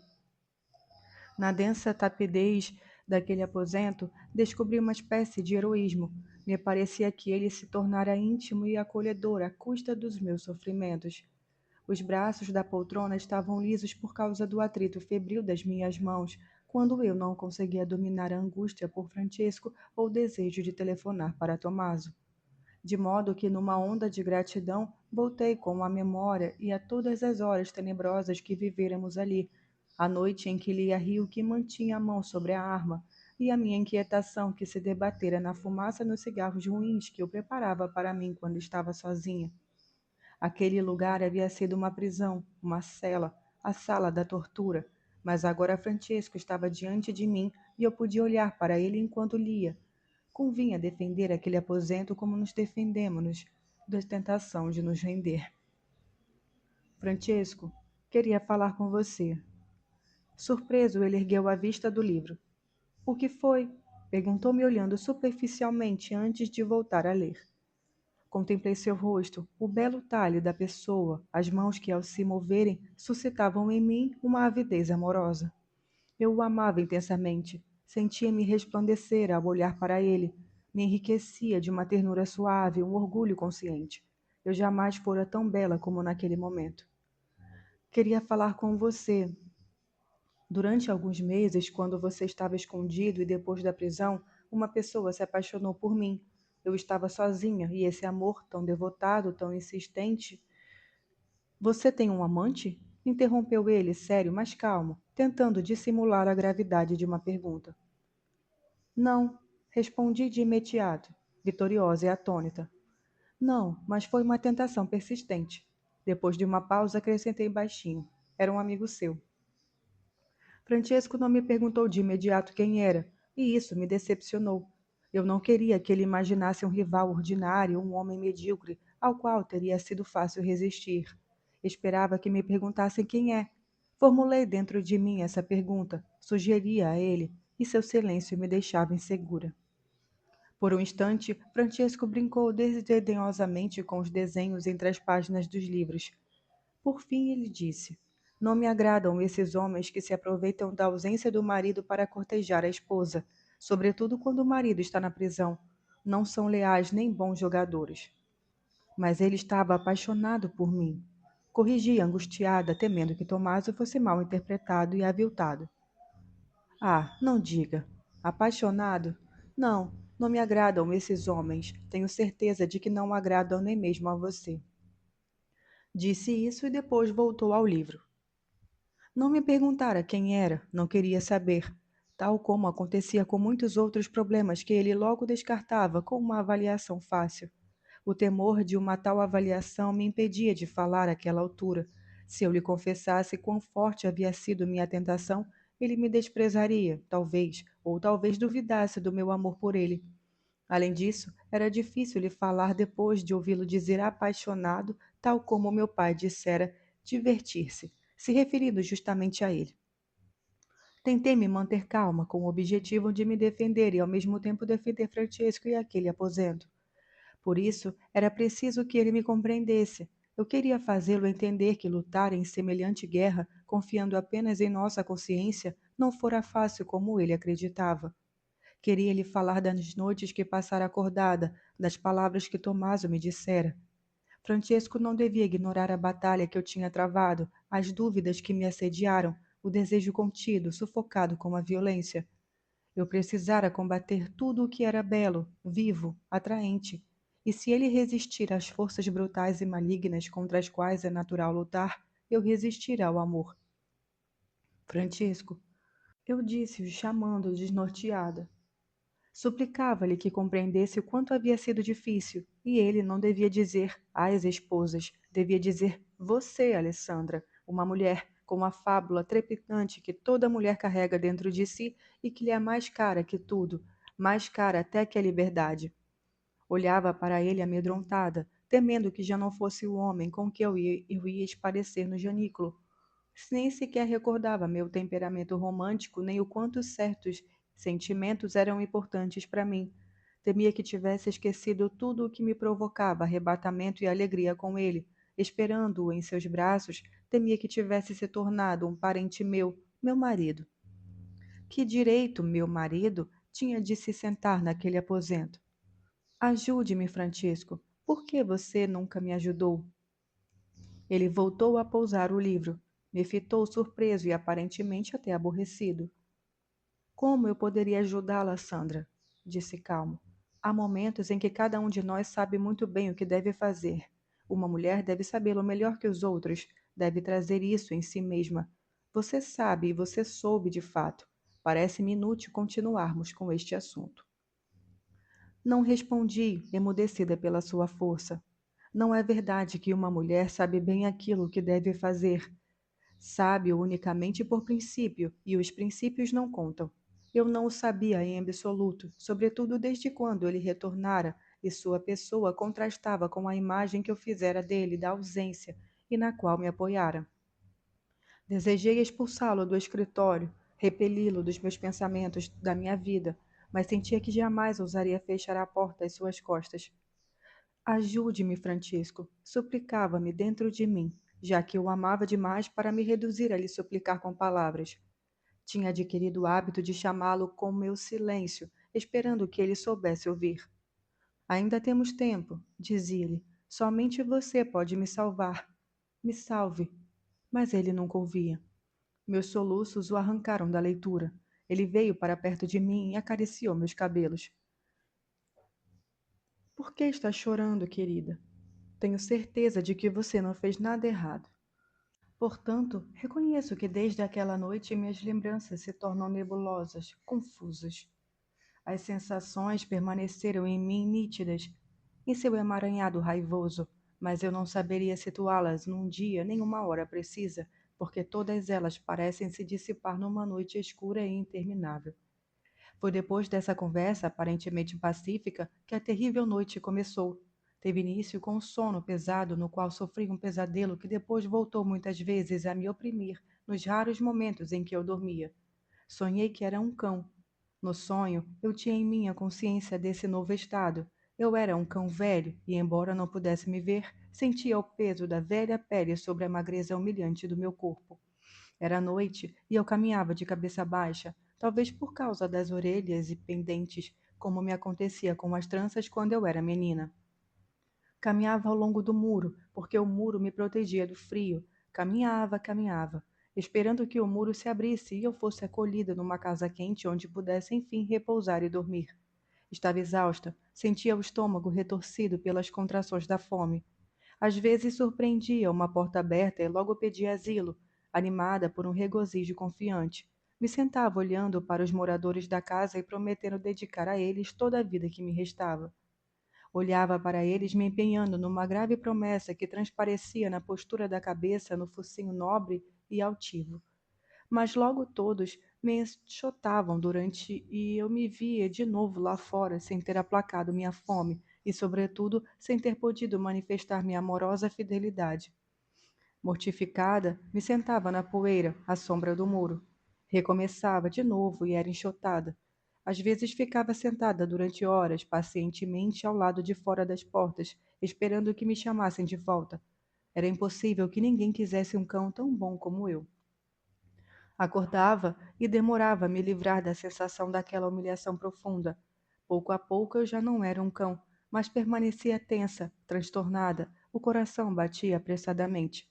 Francisco dormia ao meu lado, ele podia dormir inclusive quando eu era um cão, e todos me enxotavam. O despertador não parava, nunca pulava um dia, uma hora, e assim a noite nunca acabava. Eu acordava Francesco, lhe falava do cão, e ele me confidenciava que com frequência sonhava estar na prisão ainda. Creio que permanecia sozinha por muito tempo, porque tenho lembrança de uma companhia que soa insistentemente e me vejo caminhando para cima e para baixo enlouquecida, entre as paredes desertas, torcendo as mãos, tapando os ouvidos, mas encontrando forças para não ir abrir. Às vezes, por todo o dia, eu não saía da cama. Francesco acariciava meus cabelos, me fazia e me dizia que eu estava cansada demais, deveria chamar um médico. Eu sentia um tremor contínuo sob a pele, minha fronte e a nuca se tornavam rígidas como aço. Agora, mesmo quando Francesco estava em casa, eu ouvia a campainha tocar. Ele estava surdo. E àquela altura, eu tinha medo de ficar sozinha. Sentia que era comandada por uma força que me arrastava. Não me deixe, suplicava-lhe. Ele então me apontava o despertador, comparava-o com seu relógio de pulso, estremecia e pouco depois eu ouvia a porta bater às suas costas. Corria ao terraço para me debruçar. Se me atirasse lá embaixo e caísse diante dele, talvez Francisco finalmente me enxergasse. Sim, eu pensava, me apoiando no parapeito, justo ali onde acaba o asfalto. Francisco saía pelo portão e, sem perceber, caminhava sobre mim. Eu sentia seus sapatos duros sobre o meu rosto, sobre o meu corpo estendido, inerte, na flácida postura da morte. Sentia-me espicaçada pelas palavras da vovó. E se você não conseguisse? E se não conseguir, eu me mato. Eu lhe respondia. Me mato, e me mato mesmo. Essas palavras se repetiam em mim convulsivamente, como num disco arranhado. Eu nunca via o rosto de Francesco, então procurava imaginá-lo com tanta intensidade que ficava com os olhos marejados de pranto. Amor, eu queria lhe dizer, estou com medo, temo até que possa me acontecer o que aconteceu à minha mãe. Tinha a exata sensação de que já não conseguiria dominar meus gestos. Me agarrava a Francesco para que ele, me mantendo imóvel, me impedisse de executar aquilo que duramente todo dia eu me propunha a fazer. Meus nervos só relaxavam quando eu imaginava o frio da arma contra minha têmpora. Então adormecia num benéfico refrigério. Durma. Eu sonhava que Francesco me dizia: Durma nos meus braços. Te amo muito. Era uma bela noite fresca e minha mãe girava ao meu redor como uma brisa. Eu era um cão e me sentava no jardim da Vila Pierce, à sombra de uma grande árvore. Feliz, pousava o focinho na grama. Podia finalmente ver os pavões brancos que abriam o leque da cauda, as orquídeas nas árvores, as borboletas de asas coloridas e o grande cedro do Líbano habitado por um cavalo. Sandy, minha mãe dizia, vindo ao meu encontro com seu passo gracioso. Você devia se arrepender de ter chegado tão atrasada. Então eu adormecia junto à árvore. Talvez ninguém possa compreender o que significa para um pobre cão exaurido pousar a cabeça na grama densa e úmida de um prado. Tomaso se ajoelhava perto de mim e, tocando em meus cabelos, dizia que eu nunca mais sairia da Vila Pierce. Ele me levaria e me velaria, impediria quem quer que fosse de se aproximar de mim. Me acariciava docemente e eu sentia de novo sob a pele todo o percurso feliz da juventude. Contente, ergui a cabeça para fitar os olhos de Tomaso. Era a primeira vez que os olhos de um homem eram tão bondosos em relação a mim. Eu estava sempre em casa, e a voz de Tomaso me chegava pelo telefone, que havia sido religado porque Francesco era agora uma figura influente, e alguns diziam que ele não demoraria a ser nomeado subsecretário. Eu me dispunha a não atender, e depois temia que se tratasse de um telefonema para Francisco. Na realidade, sabia que era Tomaso, e ele lhe perguntava: Você me ama de verdade? Então, faça com que o jornal o mande viajar, por favor. Mas nem mesmo Tomaso, que me amava tanto, queria me ajudar. Francesco e eu nos olhávamos como dois inimigos, ou ao menos eu o olhava como se ele fosse tal, e sem dúvida a coisa que o hostilizava mais asperamente era o meu amor por ele. Tínhamos saído juntos certa noite e eu me sentia trêmula, acanhada, como se fosse a primeira vez que saía com um homem. Imaginava que passearíamos devagar, falando sem olhar um para o outro, mas nos primeiros tempos entregues à doce cumplicidade da noite de verão. Ele, porém, disse que desejava ver não sei qual documentário num cinema. Era um cinema de bairro, próximo à nossa casa. Na volta, sonolentos, ficávamos calados. As ruas estavam desertas, melancólicas, entre prédios brancos. Muitos vagalumes se animavam e repentinamente no ar perfumando da madressilva. E ao vê-los minha decisão de morrer vacilava. Eu não resistia ao pensamento de não ver mais os vagalumes, não sentir mais o cheiro da madressilva. Estávamos na cama quando eu disse a Francisco: Escute, amor, tenho uma coisa para te dizer. Ele objetou: Agora? Do contrário, quando eu deveria falar com você, nunca nos vemos. Você me critica por trabalhar, então? Por que diz isso, Francisco? Mas não basta somente trabalhar. Não devemos nos reduzir a isso. Eu estou disposta a renunciar a tudo, menos a ficar junto com você, conversar. Não sei mais o que você pensa e assim eu mesma não sei mais o que me remeter. Temo, dessa maneira, tomar um rumo diferente do seu. Mas não, não se atormente. Pois eu me atormento sim. Nossas conversas, nossa intimidade são deixadas para depois de tudo. É a pura verdade. Para isso, basta a chegada de um amigo ou um editorial importante. Por exemplo, a um amigo você dirá: Desculpe, não posso recebê-lo, tenho um encontro com Alberto. Mas nunca dirá: Não posso recebê-lo porque preciso falar com Alessandra. Se o convocam para uma reunião que coincide com um compromisso seu já assumido, você diz: Desculpem, lamento, não posso. No entanto, aceitaria de imediato se o compromisso fosse o de passar a noite comigo. Para nós não temos e temos que ter sempre tempo, você acredita, e assim nunca temos tempo nenhum, de modo que você conversa com todos menos comigo, e todos o conhecem, conhecem o que você pensa, e somente eu não sei nada sobre você. Tivemos a noite toda para falar. Como podíamos, me diga, no cinema? Eu estava tão desconsolada que corrigi e recorri à última tentativa. Escute, por que não vamos morar em Capri, você e eu? Você poderia escrever livros, eu ganho o suficiente com as traduções. De resto, estamos acostumados a gastar pouco. Falei-lhe da grande janela e, em suma, de tudo que Tomaso dizia. Mas ele balançava a cabeça como meu pai. Quem dera, mais tarde talvez. E quando ele respondia desse modo, eu sentia um rancor maldoso me dominar. Por fim, depois de me beijar na face, ele acariciou meus cabelos. Agora durma, querida, disse, se dispondo a dormir. Eu sofria tanto que a carícia de sua mão me queimava os cabelos, como um ferro em brasa. Desculpe, não consigo dormir, Francisco. Me faça companhia, tenho muito medo. Senti vergonha por lhe confessar a obsessão que me perseguia. Tive medo de que ele gritasse comigo como os pais fazem com as crianças. Pois é, em suma, creio que não viverei muito mais. Enrubesci ao dizer isso, e ao mesmo tempo pensava que tudo estava de fato acabado entre nós, se eu enrubescia ao lhe confiar meus pensamentos. Ele me tranquilizou, dizendo que eu tinha uma ótima saúde e pressurosamente me aconselhou a ir passar uns dias com meu pai, agora que o calor se tornara opressivo. Então me pareceu necessário que ele soubesse, senti o dever de lhe manifestar meu próprio desesperado, a fim de que ele viesse em meu auxílio. Escute, Francisco, tenho medo de acabar como minha mãe. Ele demonstrou dar pouca importância às minhas palavras. Que tolice! Não pense nessas tolices. Você é muito diferente de sua mãe. Como assim? Perguntei, já pronta para me defender. Você é tranquila, séria, sensata. Eu o encarava atônita, me perguntando se era de mim que ele estava falando. Sua mãe, ao contrário. Hesitou, e eu, àquela altura, queria impedi-lo a se revelar até o fundo. Minha mãe? Insisti. Não sei, ele prosseguiu indeciso. Eu não a conhecia, mas. Mas o quê? Diga. Penso que ela era um pouco exaltada. Ah, entendi. Fiz eu gélida. Francesco tentava se desculpar. Não sei, talvez isso que eu disse possa te aborrecer. Ficou aborrecida? Não, imagine. Mas é justamente o que eu penso. Prosseguiu ele sério. E, aliás, queria que você também pudesse se convencer disso. Certo, compreendo, mas creio que não seja fácil.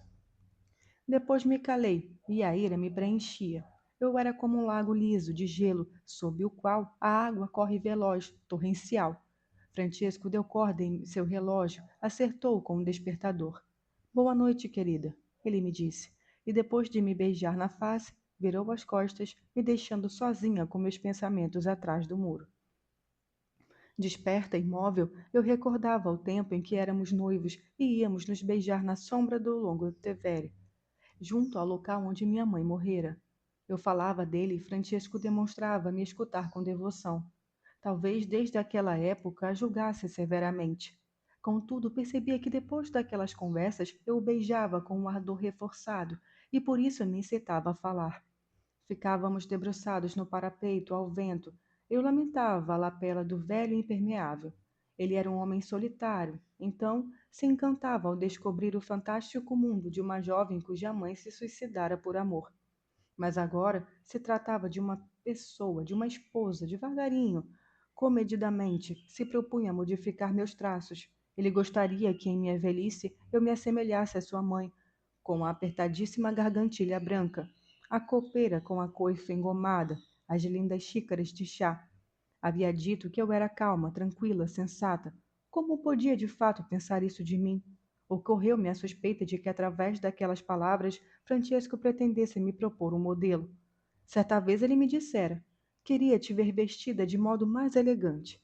Talvez já pensasse em mim como esposa do subsecretário. Acordei num sobressalto. A primeira luz, ainda fria, vazava pelas folhas da janela. Eu já conhecia toda a cerimônia do despertar.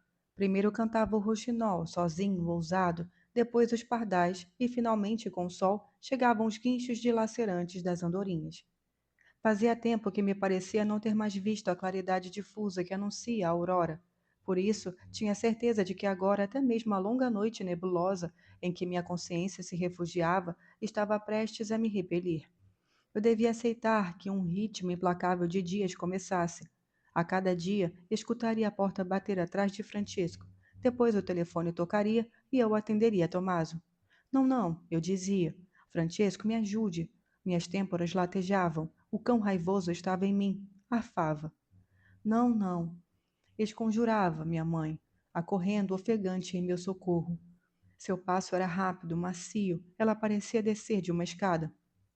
A vovó Edita se aproximava devagar, segurando a saia com a mão. Se deteve junto ao meu leito, com tristeza no rosto, à espera. E mesmo as amando ternamente, me senti gelar ao vê-las aparecer. Eu sentia medo, queria recuar, fugir.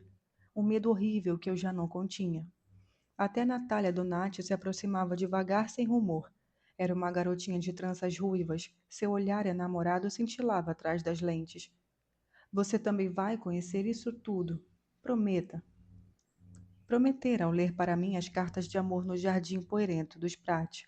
Parecia não ter mudado desde então. Apenas segurava no colo um menininho de cabelos ruivos e tinha os olhos arregalados de terror. A luz se intensificava pouco a pouco. As andorinhas giravam ao redor da minha casa como no pátio da Vila Paulo Emílio. E assim a noite acabara. Dali a pouco eu deveria me levantar, recomeçar.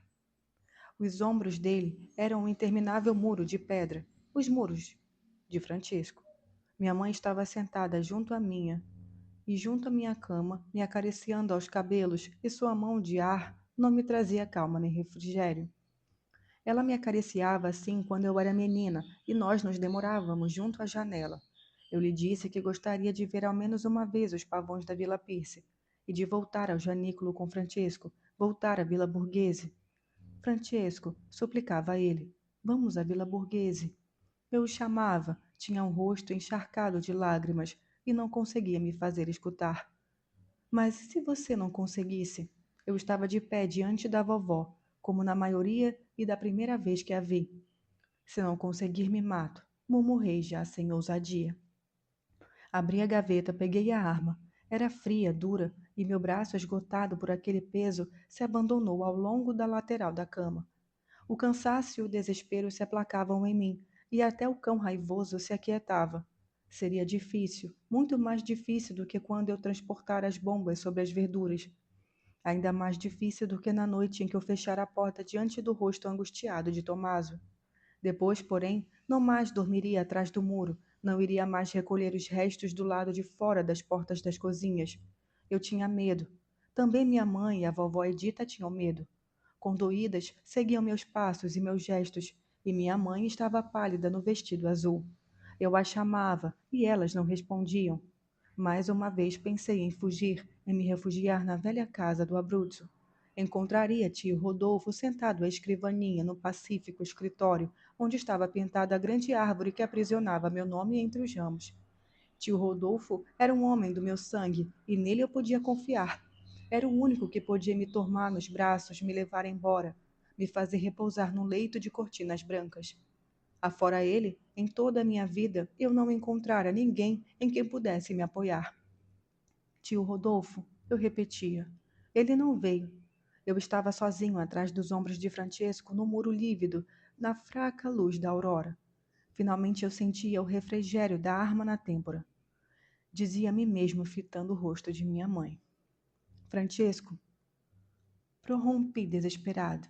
Ajude-me, Francisco. Ele mal se mexeu. Durma, murmurou. Sossegue, durma. Conversaremos amanhã. Em mim, o cão raivoso deu um salto, se arremessou. Lancei-me contra Francesco e descarreguei a arma em suas costas. Imediatamente vi o sangue correr sobre o lençol branco. Fiquei vazia de qualquer pensamento e depois chamei. Francesco, balançando-o devagar, como sempre fazia para despertá-lo. Francesco, eu te amo. Me perdoe. Ele não respondia. Então o sacudi com mais força. Responda, Francisco. Gritei aterrorizada. Responda. Continuei a sacudi-lo, e quando parei, seu corpo caiu pesadamente de costas. Francisco, supliquei com voz despedaçada. Amor, responda, por favor. Por fim, saltei da cama, pedindo selvagemente socorro. Escancarei as janelas, a porta de casa. Socorro! Eu gritava.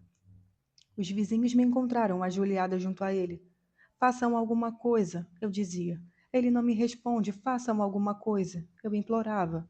Todos haviam acorrido de roupão, despenteados, e permaneciam em silêncio ao nosso redor, se afastando, formando um círculo de curiosidade e terror. Deixavam-nos sozinhos. Eu acariciava a mão de Francisco, olhava para o seu rosto vazio e imóvel, fechado, inexorável, seu maxilar duro. Ele falava com o amor pungente que sempre estivera em mim desde o primeiro dia. Responda. Não faça isso, por favor, me responda. Encostava os lábios em suas mãos. Eu te amo, dizia-lhe sob o olhar horrorizado da filhinha do porteiro. Depois vieram os policiais. No dia do julgamento, todas as mulheres se lançaram contra mim. Habituado ao silêncio e ao isolamento em que permanecera durante 11 meses no cárcere, pela primeira vez eu me dava conta das reações que meu gesto suscitara. Até então, acreditava que estas interessariam só a mim, a minha vida e aos tutores da lei. Em vez disso, quando entrei na sala, as mulheres pareciam satisfeitas por desafogar um ódio reprimido havia tanto tempo.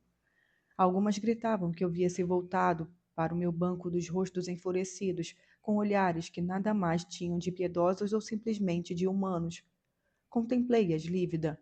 Elas, ao menos, deveriam compreender, mas ao contrário, se escarniçavam contra mim. As que foram chamadas a depor mal me conheciam e, no entanto, asseguravam que Francesco fora um excelente marido. As vizinhas disseram que aos domingos ele sempre me levava docinhos. Fúvia, durante seu depoimento, não ousou nem olhar para mim. Era minha única amiga e o que ela declarou causou muita impressão.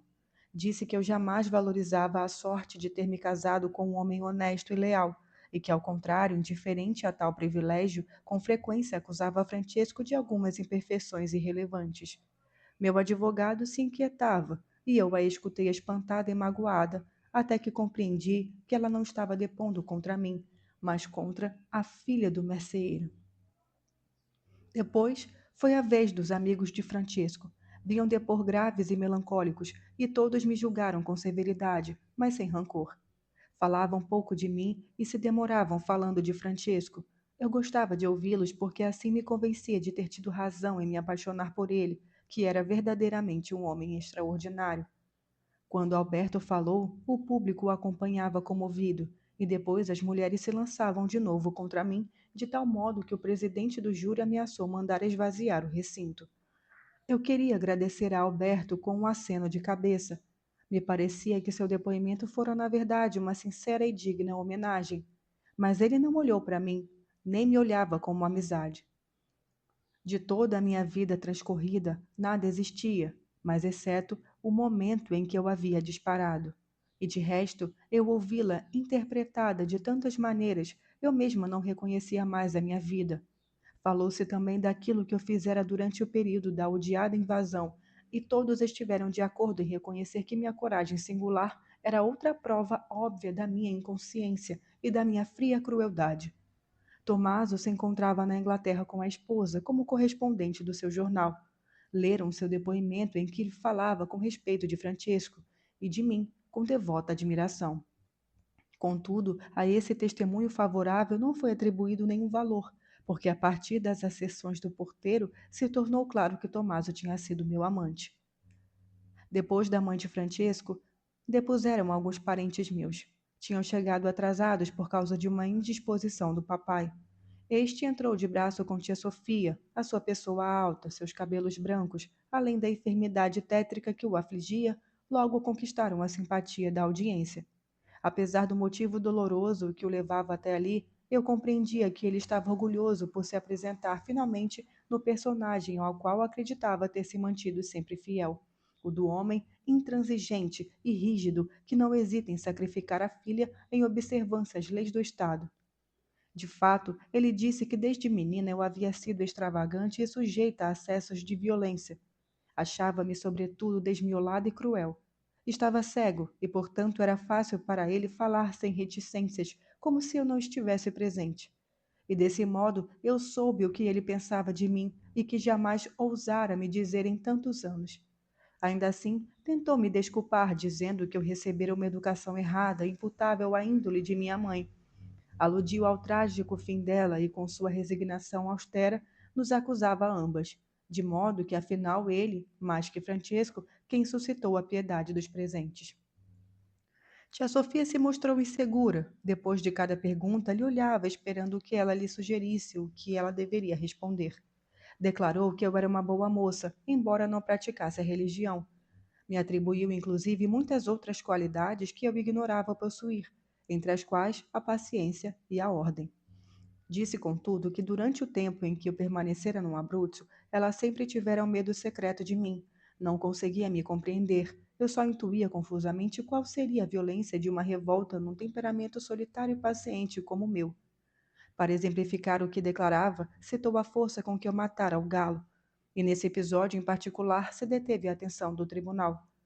Falou-se da minha mãe, que havia sido uma atriz de teatro. Eu não compreendia por que se demoravam tanto naqueles detalhes inúteis.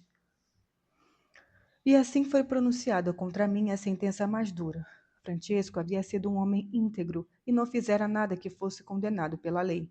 Durante o julgamento, nem tentei me defender. Se a mim tivesse sido possível revelar diante de tanta gente tudo o que me ofendera na vida, eu já não seria Alessandra, mas outra. E nesse caso também a minha vida teria sido outra. Eu jamais conseguiria falar desde a primeira vez que o juiz me interrogara, áspero, hostil, ditando depois friamente ao escrivão. Tinham-me conduzido a uma saletinha escura no Palácio de Justiça, a qual, dando para uma rua dos Prati, se assemelhava aos aposentos da casa onde eu passara a infância. Ali, confortada, eu começara a falar com confiança espontânea. Mas o juiz, de imediato, à minha sinceridade, opusera um incrédulo sarcasmo, como fazia com meu pai. Já era muito difícil expressar em poucas palavras o que me impelira a agir daquela maneira, e, sobretudo, citar fatos concretos. Minha mãe costumava dizer que as mulheres estão sempre erradas diante dos fatos concretos. Eu sentia que aquele homem seria surdo às minhas razões, como sem dúvida o era das mulheres de sua casa. Por isso, desde então, preferi silenciar sempre, aceitando por inteiro a minha culpa. Também o advogado que me defende, um abruzente contratado pelo meu pai, sabe muito pouco de mim. Não me conhecia antes, tampouco eu me abri com ele em nossas raras conversas. Portanto, teve de se ater às causas tradicionais de outros horríveis gestos semelhantes ao meu. Falou de uma infidelidade de Francesco e de uma provável cena de ciúme ocorrida durante a noite antes do fato. Referiu-se até a um repentino acesso de loucura. Também ele, para me libar, aludiu ao suicídio de minha mãe e a alguns fenômenos da hereditariedade, depois que falasse, já que aquele era o seu ofício e ele desempenhava com fervor. Na severa paz deste lugar, para mim foi fácil recapitular minha história e escrevê-la, até mesmo um alívio. Empenhei-me em expô-la objetivamente até para dissipar a desconfiança suscitada pela minha severa silenciosa, que era, de certo, um dos motivos pelos quais minha mãe e eu tínhamos tão poucas amizades. Creio que depois de ter lido, um homem poderá compreender com mais facilidade minha ação, embora, por sua natureza, não conseguirá justificá-la. De resto, se a sentença for confirmada e eu tiver de pagar inteiramente a pena, não lamento permanecer muitos anos fechada numa cela, embora eu ainda seja jovem. Esta cela, por exemplo, dá para um pátio ao qual no crepúsculo descem as andorinhas. Nesse horário, as freiras me levam para tomar um ar e me permitem regar os gigantes. E quem conhece estas páginas já sabe que permanecer em silêncio junto a uma janela é, desde os mais remotos dias da infância, uma das minhas condições de felicidade. Além disso, toda noite Francisco vem ao meu encontro. Entra e só de vê-lo me sinto invadida por um amplo bem-estar. Agora ele perdeu aquele hábito de se mostrar sempre apressado e distraído, que tanto me fazia sofrer. Senta-se na minha frente, na poltrona de casa, e olha para mim. Jamais se cansa de olhar para mim. Toda noite reencontramos o encanto de conversar e de nos revelar mutuamente, como durante os primeiros tempos. Embora assuma, ele é agora como eu sempre havia sonhado que fosse. De modo que me ocorre suspeitar que somente o gesto violento executado por mim lhe deu a consciência de seu amor e o modo de me reconhecer como aquela que, amada por ele, eu almejara ser.